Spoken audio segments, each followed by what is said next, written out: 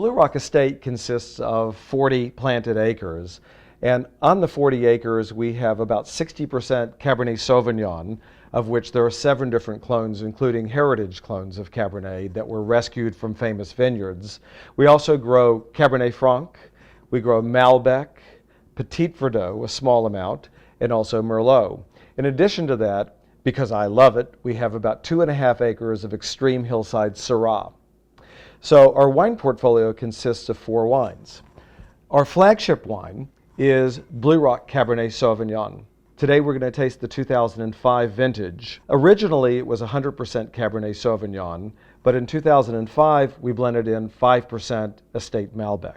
We also make a second wine called Baby Blue. Baby Blue was first made in 2006, and we created Baby Blue for 2 reasons. It gives us a chance to make a better Blue Rock every year by having a place for the grapes from the young vines to go and to make a separate wine. Our philosophy behind Baby Blue was to make an accessibly priced wine that was also accessible in terms of its flavor and aromatics, but something that would just really blow you away for its seriousness at the price point.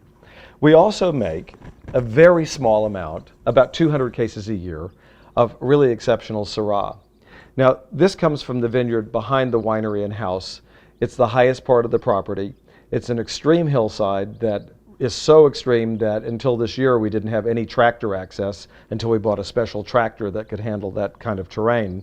And we're going to taste the 2005 vintage today.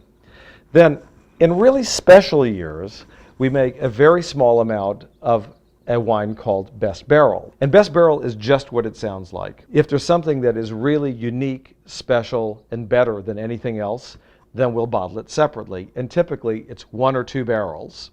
The first Best Barrel that we made in 2003 happened to be Malbec. Before bottling the 2003 vintage, Nick Goldschmidt and I went through every barrel and tasted to see what was good enough to make the Blue Rock blend. And when we did that, we discovered this outrageously delicious and special barrel of wine, and it happened to be Malbec. So we did bottle it separately. We made 24 cases. We didn't make a Best Barrel in 2004, and then in 2005, we made a Best Barrel Cabernet Sauvignon. It's from the oldest vines on the estate, 25 years old. It is our absolute best wine that we've ever made.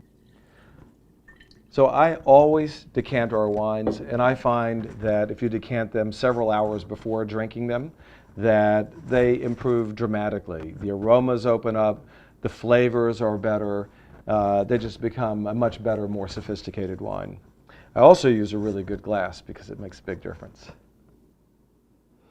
So as far as the drinking window for these wines, they are certainly best if you wait at least 4 years from the vintage, and then 4 to 10 years, they are really developing complexity. They're getting much more in the way of aromatics, more depth of flavor, certainly a softer texture as the tannins sort of melt away and become more integrated into the wine. We know that they will hold much longer than 10 years, but we think the optimum drinking time is 4 years to 10 years from the vintage. Now, stylistically, what we try to do with our wines, and I describe our wines as very feminine, and by that I mean the kind of wine that I like and that we're producing here, something that's very, very aromatic. And in Blue Rock, I get tremendous amount of perfume. I'm getting blueberry notes, mint, I get black currant. At times, even people describe it as having a little rose petal. I mean, it's really very exotic and very perfumey. And that really is a result of the serpentine soils. And then flavor-wise, I'm looking for something that has layers and layers of complexity. So there's always something more to go back to. So as you're drinking the bottle, you have the first initial impression, then maybe you have some food, you come back and there's a little bit more. And then as the evening goes on and as you have your dinner, there's always another nuance or two that you can get both in the aromas and the flavors of the wine. So stylistically, I think of them as very feminine. And you can't have everything. So that is at the expense of what I would describe as masculinity. So many wines today are big and jammy and high alcohol. And that's not what we're shooting for. What we are shooting for is Armani in the bottle. And you know, it's one thing to talk a good game, but the great thing about the wine business is that it's either in the bottle or it isn't. So you can taste it and you be the judge.